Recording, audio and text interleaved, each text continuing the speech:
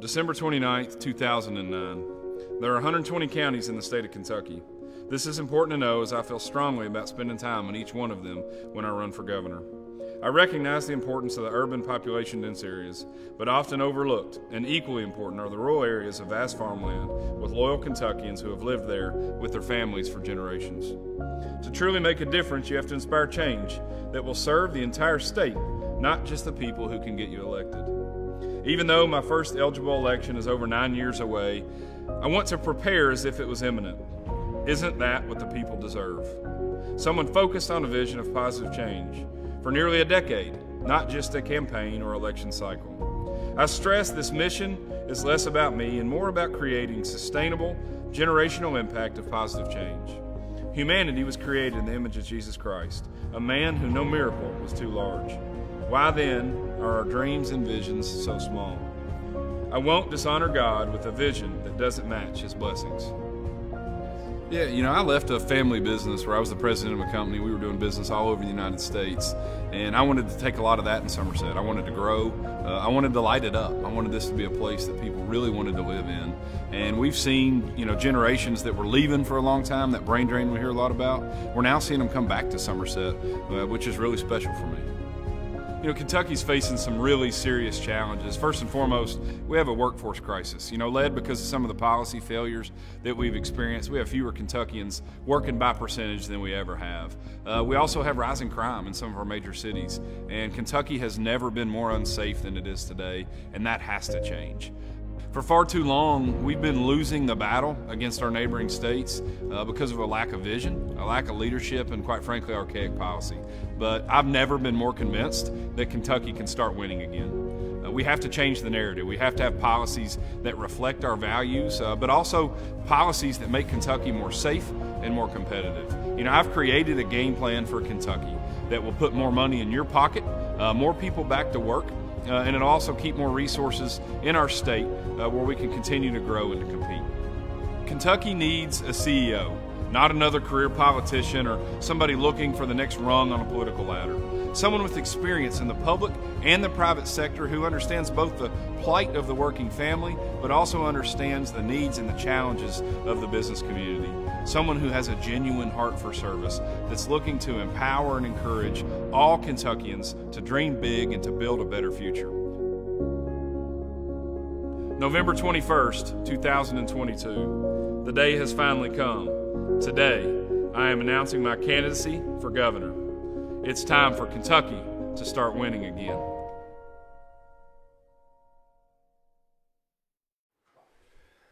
All right, good evening, everyone, and welcome to the first of what will be very many Facebook Lives as a candidate for governor. This has been fun over the years. We started this as a candidate for mayor against the encouragement or the advice of so many. They said, don't do that. It's too risky. You'll screw stuff up. It's like, well, yeah, of course I will. That's the nature of this. But at the same time, we thought it was effective as a way to communicate with folks.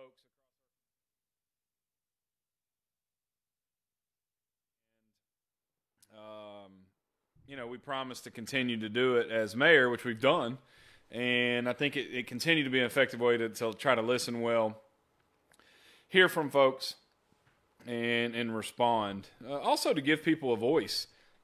We live in a society now where the world's flat because of social media, but at the same time, the level of divisiveness and vitriol is rampant, right? And I think this is a vehicle to communicate with the masses in time, and again, hear from you all, listen to the challenges of Kentuckians. It's going to be a little bit different doing it this way. We have a website, Keck for Kentucky. You can check out my platform there, and you can see what the Keck game plan is and what it says. But you can also submit questions. And so as soon as you go to Keck for Kentucky, there's going to be something pop up, and it'll tell you how many questions I've answered so far.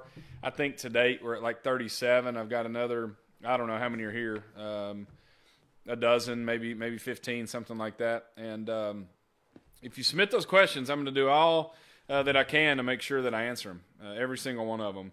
What I don't intend to do on the live that's a little bit different is take questions that come in rapid fire, because I'm going to be playing catch up from days ahead or a week ahead online. You know, if I see one and it's interesting, or I see one that I think, you know, maybe I've been asked a lot about on the road, I'll take a peek at it. But by and large, I'm going to stick to the questions that are submitted at Keck for Kentucky. The next thing I'll say before I get started with the questions is that I realize this isn't conventional. I understand that this is a little bit unique, and that's okay. I think that the days of, and this is a broad brush, but glasshouse politicians needs to end. You all need to be able to ask questions, and people that are running for office should answer them. And they shouldn't duck them. They shouldn't skirt them. They shouldn't half answer them. They need to answer questions. And that's what we're going to do. I'm going to answer these questions honestly and from the heart, recognizing full well that there will be times where I might say something that is a little bit outside the box, that might not fit whatever mold you have for me, and I'm just going to be myself. And I think that, Sam, appreciate you checking in. I know you owe you a text, man. I'm playing catch-up. It's been a crazy couple days, but appreciate you tuning in for sure. But again, I think that, you know, if you're a one-issue voter, there might be something I say that turns you off. I hope what you'll look at is the totality of what we're doing, my willingness to engage, and the transparent nature of this campaign. You're going to know exactly where I stand on all the issues. Local, state, maybe some federal. You know, I don't love to get into federal issues that the governor doesn't really have a hand in, but I'll still weigh in so you can get to know me, learn a little bit more about my philosophies and values, and so we'll go about it that way. I'm going to end by saying I just took a look at the screen, and I keep seeing this gash above my eye. My junior year, we were playing at Monticello in the regional tournament, and I got elbowed. My teammate thought it was me, or thought it was him. He apologized profusely, and let me back up. I thought I got hit by this dude at Danville, and ended up being a teammate. And he apologized, like, "Big Al, man, I don't know if you knew that, but that was my elbow."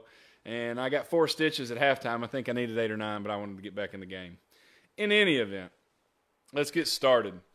So I will do my best to paraphrase the questions. If they're short, I'll just read them straight up. This one says, "Hi, Alan. This is from Olivia K, media, a journalist. Says, hoping to get a comment on why you're running for governor." And, you know, I answered that a lot that night, but she asked it, I think, actually looking for a comment. But I thought it's appropriate for me to go ahead and address it now. I could give a long answer to why I'm running for governor, but the simple answer is this. Kentucky is an incredibly special place with huge potential. But I believe that we almost never talk about potential unless it's underutilized. And so with that, I think we're not really hitting the mark on what we could be. And I think that we have a lot of generational problems that have really come to a head in the last several years. Workforce, growth, now public safety. And we're not the best version of ourselves. And I want to create a Kentucky where my kids can stay and make a living, and hopefully someday they have a family and do the exact same thing. It's really as simple as that. You know, and the Keck game plan walks through 4 pillars, the economy, public safety, education, and family, which I think is the cornerstone of society. And so we're going to talk about those 4 things at length, but that's the genesis or the heart of why I'm running. This one came from William C., and actually, so he was just reaching out to introduce himself, offering help. Sorry, that's not a question. I tried to call. There were several that emailed, you know, statements or introductory comments, some that were really passionate about some issues, which is fine. I welcome that. I will try to respond to those emails in email. I will endeavor not to bring them on to the live because they're not actually questions, but I still appreciate those who chipped in and sent us an email. Next one comes from Jennifer L., and it says, from E-Town, does a death row inmate deserve the right to vote? My grandmother spent years in prison as a nurse, and when I asked her why, she said, if we don't care for them, who will? Well, that's a great question, Jennifer. What I'd say is, one, your grandmother must be a saint. and I love her heart. I think it's fantastic that she went to serve those inmates and loved them.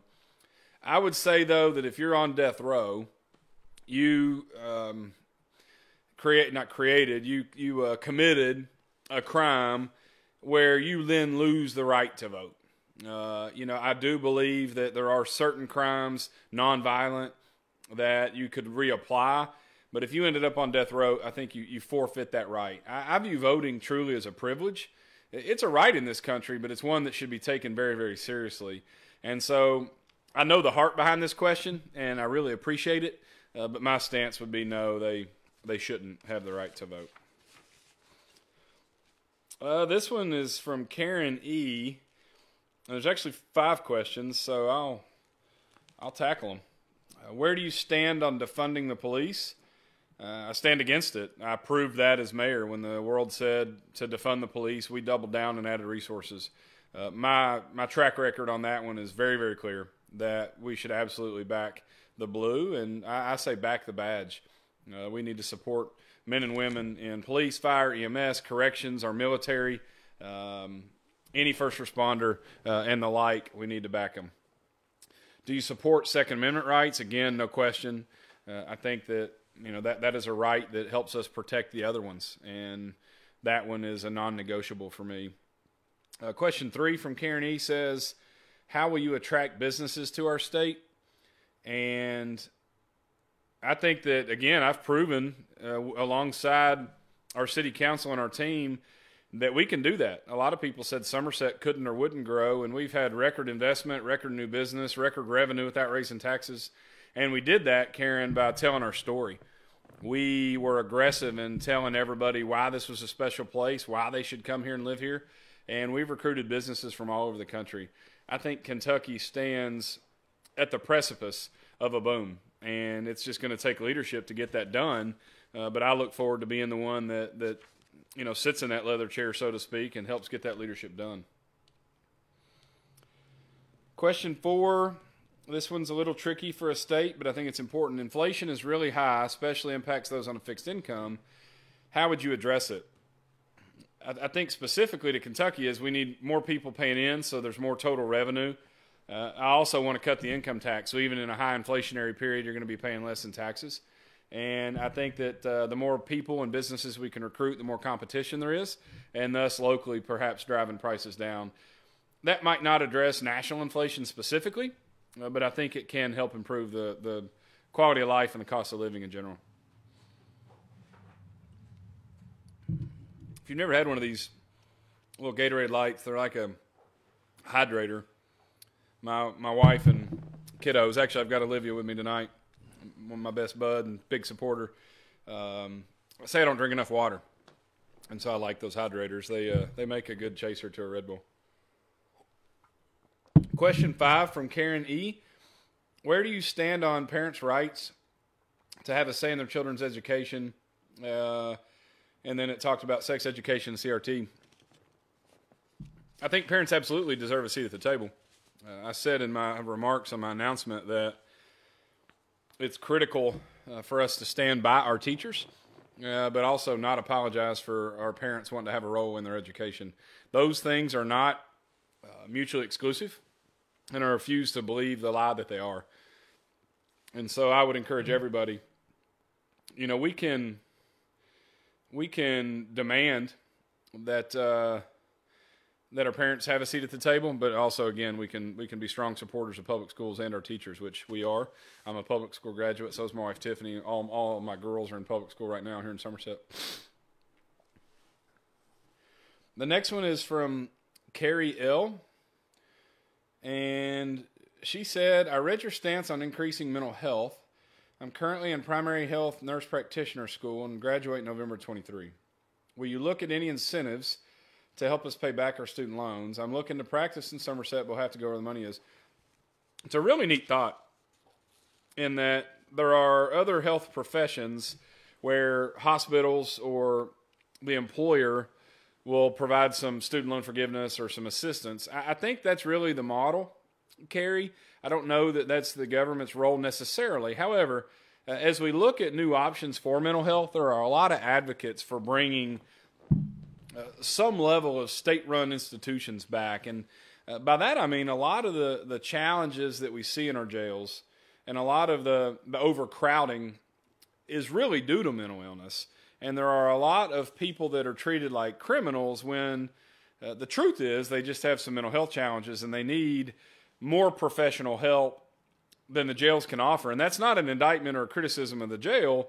It's just a completely different training. And I think, Carrie, as you know, now that you're going to become a nurse practitioner in a very specialized field, that training is different than a standard correction officer. And so the type of client or inmate or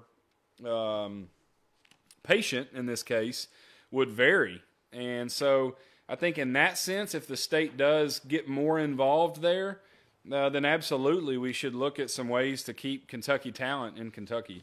That's a new thought for me, and I really appreciate you putting that one on our radar.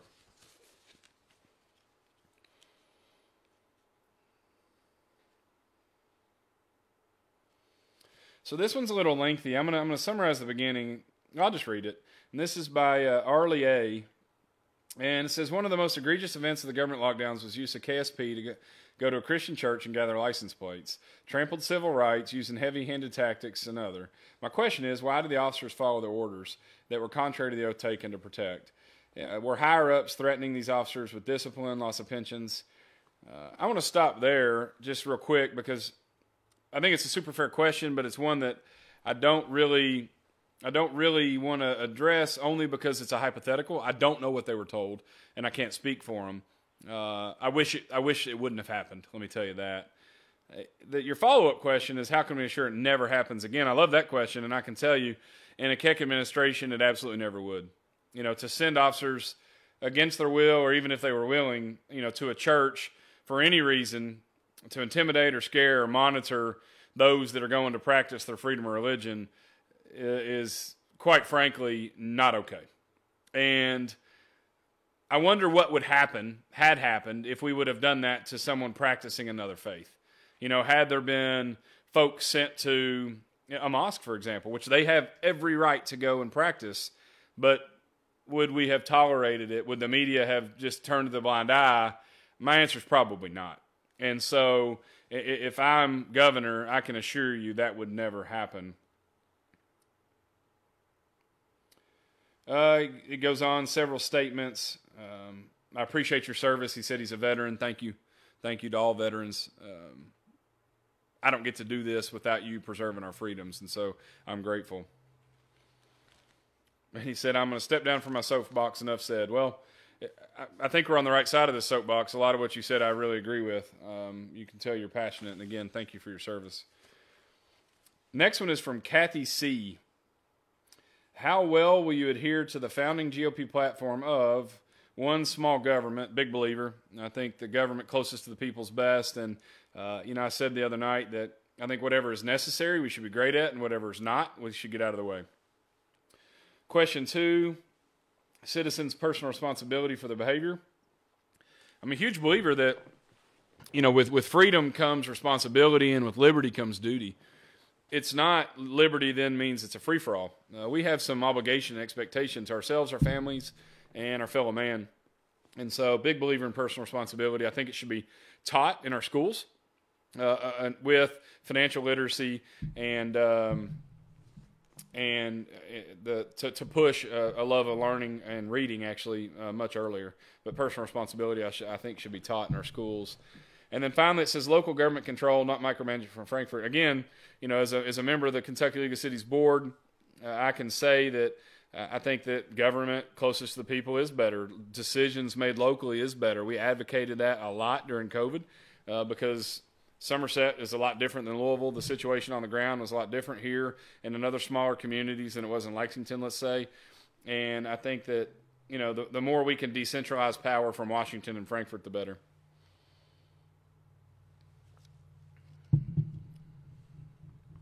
The rest of it is statements. That's not any other questions.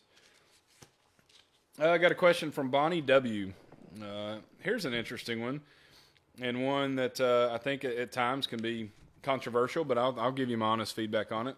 So it says, what is your stance on medical marijuana for Kentucky? Here's an area where I don't think you're going to see a lot of people actually admit what they think. But I'm for it. Now, I'm for it with certain conditions. One of those is regulation. It can't become a free-for-all.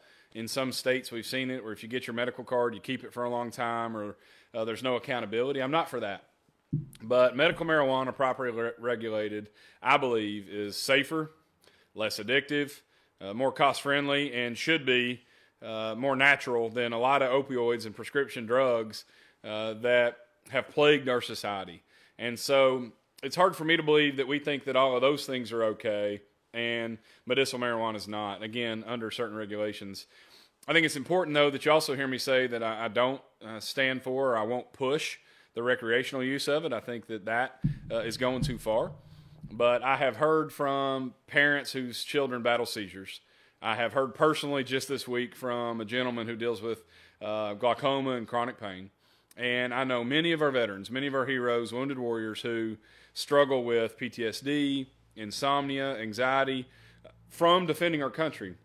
And they can't get it, or they can, but it's in another state. And so I think with that, that's where my stance has come from.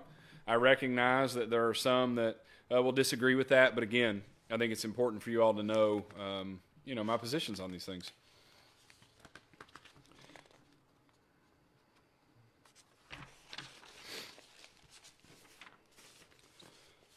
This one is from Nate C., and he actually asked about what are your stances on marijuana, both medicinal and recreational, which I just answered. He asked also on sports gambling. I know you mentioned more revenue options for local communities. Does this refer to demolishing the antiquated class system and allowing restaurant tax, possibly a local option sales tax? I'm excited to see you stand out in a bunch of muddled candidates. I sincerely think just one of you two can compete with Bashir. Quarles the other. Oh, okay. Well, thanks. That's kind of you. Good luck, Nate says. So I think the main question in here, there's a couple. I do think that revenue diversity for municipalities and locales makes a lot of sense. I think I only support that, though, if we really get rid of the income tax. I won't stand for a net increase of any kind. I think if you're going to give locals the opportunity to add one, you need to get rid of the income to make sure that taxpayers in Kentucky are getting a tax cut.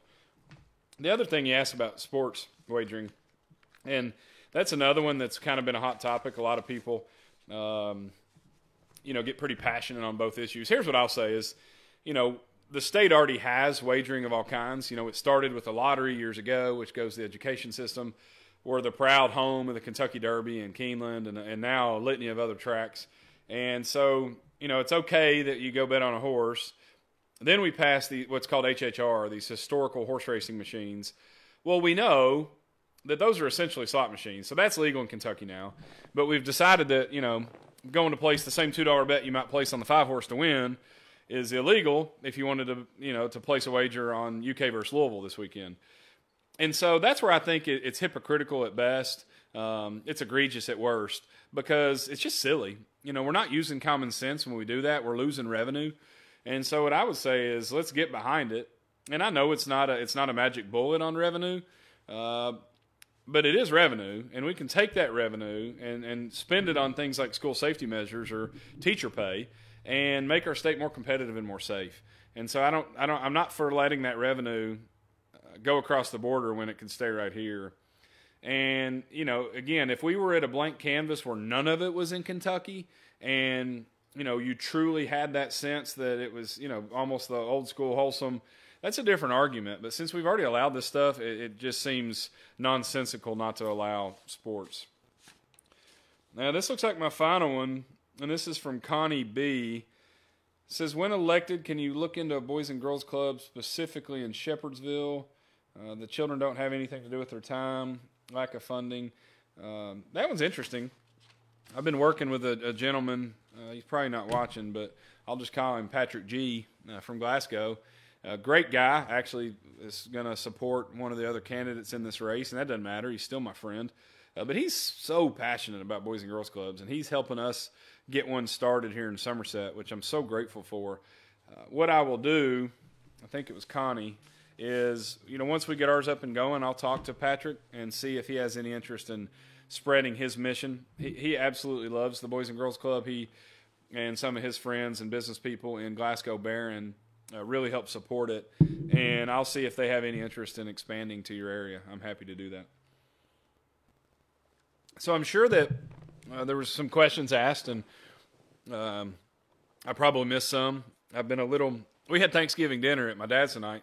That's why I'm drinking so much. I feel like I'm a little dry mouth tonight, but I'm going to do these somewhat regularly. Sometimes I might do them from the road. Sometimes I'll do them here in the studio.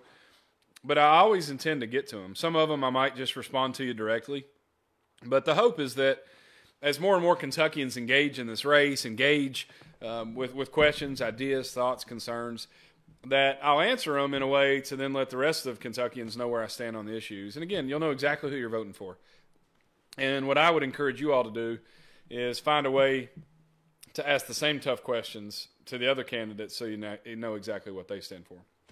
I'll close by saying that I absolutely love Thanksgiving. I'm not a huge fan of a lot of the food, but I love time with family. You all can see I got some huge fans. Johnny Ringo loves attention, and so he keeps trying to distract me.